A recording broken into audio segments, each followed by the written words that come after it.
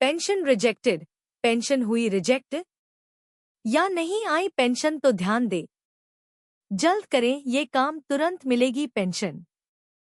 Pension बुजुर्गों, विधवाओं और विकलांग व्यक्तियों के लिए महत्वपूर्ण आर्थिक सहायता है। पेंशन रुकने के कारण सत्यापन, दस्तावेजी त्रुटि, आधार लिंक न होना हो सकते हैं। सही जानकारी अपडेट कर सत्यापन कराकर पेंशन फिर से शुरू की जा सकती है। पेंशन रिजेक्टेड, पेंशन व्यक्तियों के जीवन में आर्थिक सुरक्षा का एक महत्वपूर्ण स्तंभ होती है, जो बुजुर्गों, विधवाओं, विकलांग व्यक्तियों और सेवानिवृत्त कर्मचारियों को प्रदान की जाती है। यह उनके जीवन को आसान बनाने और उन्हें आर्थिक सुरक्षा देने में मदद करती है। हालांकि कई बार पेंशन में देरी या रुकावट की समस्या सामने आती है, जिससे लाभार्थियों को आर्थिक परेशानियों का सामना करना पड़ता है। इस लेख में हम उन कारणों पर चर्चा करेंगे जिनके कारण पेंशन नहीं आती या रिजेक्ट हो जाती है, और साथ ही बताएंगे कि आप इन समस्याओं का समाधान कैसे कर सकते हैं। पेंशन क्या है और कौन इसके लिए पात्र है? पेंशन सरकार द्वारा कुछ विशेष श्रेणियों के लोगों को दी जाती है, जैसे 60 वर्ष से अधिक उम्र के बुजुर्ग, विधवाएं, विकलांग व्यक्ति, किसान, सरकारी कर्मचारी, सेवानिवृत्ति के बाद। पेंशन का मुख्य उद्देश्य इन लोगों को नियमित आर्थिक सहायता देना है, ताकि वे अपने जीवन को सुरक्षित और सम्मानजनक ढंग से जी सकें। पेंशन न मिलने के कारण, यदि आपकी पेंशन नहीं आ रही है या रिजेक्ट हो गई है, तो इसके पीछे कई कारण हो सकते हैं। सत्यापन न होना, हर साल पेंशनरों को अपना भौतिक सत्यापन कराना होता है। यदि सत्यापन नहीं होता, तो पेंशन रुक जाती है। गलत बैंक खाता विवरण, यदि आपके बैंक खाते की जानकारी गलत है या अपडेट नहीं हुई है, तो पेंशन की राशि सही खाते में नहीं पहुंच पाती। आधार लिंक न होना, पेंशन के लिए आधार कार्ड का बैंक खाते से लिंक होना जरूरी है। बिना आधार लिंक के पेंशन में बाधा आ सकती है। दस्तावेजों में त्रुटि, दस्तावेजों में किसी भी गलती के कारण पेंशन रुक सकती है। पात्रता मानदंड पूरा न करना, यदि आप पेंशन के लिए आवश्यक पात्रता मानदंड को पूरा नहीं करते, तो आपकी पेंशन रिजेक्ट हो सकती है। पेंशन रिजेक्ट होने पर क्या करें? यदि आपकी पेंशन रिजेक्ट हो गई है या नहीं आ रही है, तो आप निम्नलिखित कदम उठा सकते हैं। कारण की जानकारी लें। सबसे पहले यह जानें कि आपकी पेंशन क्यों रुकी है। इसके लिए आप अपने नज़दीकी सामाजिक कल्याण कार्यालय या सरकारी पोर्टल पर जाकर जानकारी ले सकते हैं। दस्तावेजों की जांच करें। सुनिश्चित करें कि आपके सभी दस्तावेज सही हैं। अगर कोई त्रुटि है, तो उसे सुधारें। सत्यापन कराएं। यदि आपका सत्यापन नहीं हुआ है, तो तत्काल इसे कराएं। बैंक खाते की जानकारी अपडेट करें। यदि आपके बैंक खाते का विवरण बदल गया है, तो उसे अपडेट कराएं। आधार को बैंक खाते से लिंक करें। पेंशन के लिए यह सुनिश्चित करें कि आपका आधार कार्ड बैंक खाते से जुड़ा हुआ है। फिर से आवेदन करें। सभी जानकारी सही होने के बाद पेंशन के लिए पुनः आवेदन करें। पेंशन फिर से शुरू करवाने के लिए आवश्यक दस्तावेज। पेंशन फिर से शुरू करवाने के लिए निम्नलिखित दस्तावेजों की आवश्यकता होगी। आधार कार्ड, बैंक पासबुक की कॉपी, उम्र प्रमाण पत्र, जन्म प्रमाण पत्र या स्कूल प्रमाण पत्र, पहचान पत्र, वोटर आईडी या ड्राइविंग लाइसेंस, निवास प्रमाण पत्र, पासपोर्ट साइज फोटो, विकलांगता प्रमाण पत्र, विकलांग पेंशन के लिए, पति की मृत्यु प्रमाण पत्र, विधवा पेंशन के लिए। पेंशन फिर से शुरू करवाने की प्रक्रिया। ऑनलाइन आवेदन, अपने राज्य की सरकारी वेबसाइट पर जाकर ऑनलाइन आवेदन करें। ऑफलाइन आवेदन, आप अपने नज़दीकी सामाजिक कल्याण कार्यालय में जाकर आवेदन कर सकते हैं। दस्तावेज जमा करें। सभी आवश्यक दस्तावेजों की प्रतियां जमा करें। सत्यापन। आपका सत्यापन अधिकारी द्वारा किया जाएगा। आवेदन की स्थिति की जांच करें। आवेदन की स्थिति की नियमित जांच करें और फॉलोअप के लिए अधिकारियों से संपर्क में रहें। पेंशन से जुड़ी महत्वपूर्ण बातें। सत्यापन करें। हर साल अपने भौतिक सत्यापन को समय पर पूरा करें। बैंक खाता अपडेट करें। अगर आपका बैंक खाता बदलता है तो उसे तुरंत अपडेट कराएं। आधार लिंक करें। अपने आधार कार्ड को बैंक खाते से लिंक करें। जानकारी अपडेट रखें। अपनी व्यक्तिगत जानकारी हमेशा अद्यतन रखें। Helpline number. अपने राज्य की पेंशन हेल्पलाइन का नंबर रखें ताकि जरूरत पड़ने पर आप उनसे संपर्क कर सकें।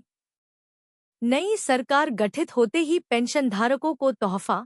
हर 5 साल में 5% बढ़ेगी पेंशन। 65 साल से मिलेगा एडिशनल पेंशन का फायदा। नई सरकार के गठन के साथ ही पेंशनधारकों को तोहफा मिलेगा। हर 5 साल में 5% पेंशन बढ़ेगी और 65 साल की उम्र से एडिशनल पेंशन का लाभ मिलेगा। जानें अधिक विवरण।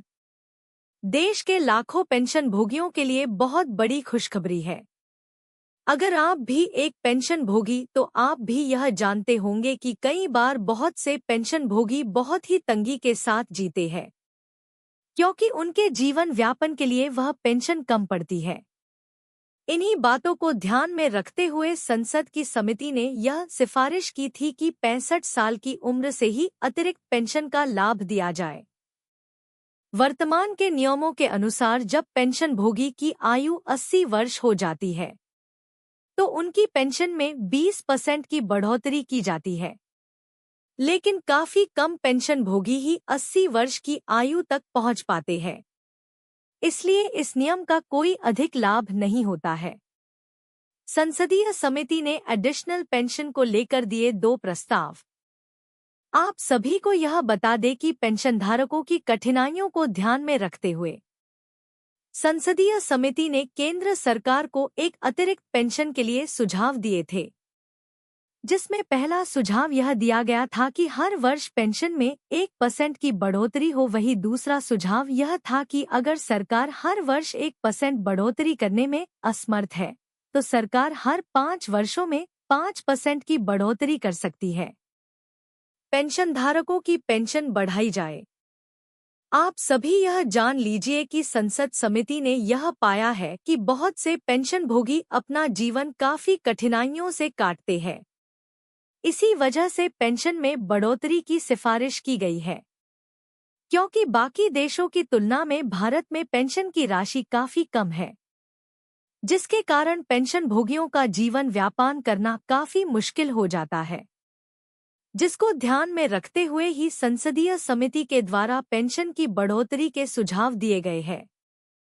एडिशनल पेंशन से इस प्रकार से बढ़ेगी पेंशन। संसदीय समिति के द्वारा यह सुझाव दिया गया था कि 65 साल से ही सभी पेंशन धारकों की पेंशन में 5% की बढ़ोतरी किया जाए। उसके बाद जब पेंशन भोगी 70 की आयु का हो जाए तो उसकी पेंशन में 10% की बढ़ोतरी की जाए। वहीं जब पेंशनधारकों की आयु 75 हो जाए तो उसकी पेंशन में 15% की बढ़ोतरी की जाए। संसदीय समिति के अनुसार हर 5 वर्षों में पेंशनधारकों की पेंशन में 5% की बढ़ोतरी की जाए।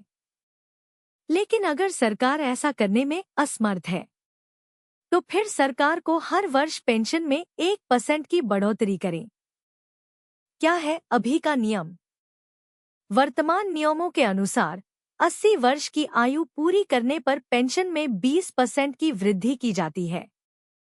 85 वर्ष की आयु पर 30% की वृद्धि होती है और 90 वर्ष की आयु पर 40% की वृद्धि की जाती है। 100 वर्ष की आयु पूरी करने पर पेंशन दोगुनी हो जाती है। 80 से 85 साल 20% बेसिक पेंशन वृद्धि। 85 से 90 साल 30% बेसिक पेंशन वृद्धि। 90 से 95 साल 40% बेसिक पेंशन वृद्धि। 95 साल के ऊपर 50% बेसिक पेंशन वृद्धि। 100 साल या इसके ऊपर 100% बेसिक पेंशन वृद्धि। एडिशनल पेंशन लागू होते ही ऐसे बढ़ेगी पेंशन। आप सभी को यह बता दें कि संसदीय समिति की सिफारिश के अनुसार अगर एडिशनल पेंशन के अनुसार पेंशन में बढ़ोतरी होती है तो पेंशन भोगी की पेंशन में 65 साल से ही 5% की बढ़ोतरी होगी। उसके बाद जब लाभार्थी की आयु 70 वर्ष होगी तो 10% की बढ़ोतरी की जाएगी। 75 साल होने पर 15% की बढ़ोतरी की जाएगी। 65 से 70 साल 5% बेसिक पेंशन वृद्धि। 70 से 75 साल 10% बेसिक पेंशन वृद्धि। 75 से 80 साल 15% बेसिक पेंशन वृद्धि। 80 से 85 साल 20% बेसिक पेंशन वृद्धि। राज्य सरकारों के पेंशन धारकों को मिलता है इसका फायदा। आप सभी को यह जानकारी भी दे दे कि हिमाचल प्रदेश राज्य सरकार के द्वारा पेंशन धारकों को पेंशन बढ़ोतरी का लाभ प्रदान करती है। हिमाचल में पेंशन भोगी की 65 वर्ष की आयु में उसकी पेंशन में 5% बढ़ोतरी होती है और 70 साल की उम्र पर 10% बढ़ोतरी की जाती है। राजस्थान में पेंशन भोगियों को 75 साल की उम्र पर 10% की बढ़ोतरी दी जाती है, लेकिन अभी तक केंद्र सरकार के द्वारा इसको लागू नहीं किया गया है। इसी वजह से पेंशन भोगी केंद्र सरकार से पेंशन में बढ़ोतरी की मांग कर रहे हैं। सभी पेंशन भोगियों का यह कहना है जब राज्य सरकार ऐसा करने में सक्षम है तो केंद्र सरकार को भी यह नियम अपनाना चाहिए। हाईकोर्ट भी दे चुकी है इस प्रकार से बढ़ोतरी करने का निर्णय। गुवाहाटी हाईकोर्ट के द्वारा यह फैसला किया गया है कि पेंशन धारकों की पेंशन 79 साल की उम्र पूरी करते ही बढ़ानी चाहिए। केवल यह ही नहीं बल्कि मद्रास हाईकोर्ट के द्वारा भी इसका समर्थन किया गया और दिल्ली एफटी ने भी इस पर अपनी मुहर लगाई। इतनी चीजें होने के बाद भी अभी तक केंद्र सरकार इस पर निर्णय लेने में असमर्थ हुई है। केंद्र सरकार का बड़ा फैसला।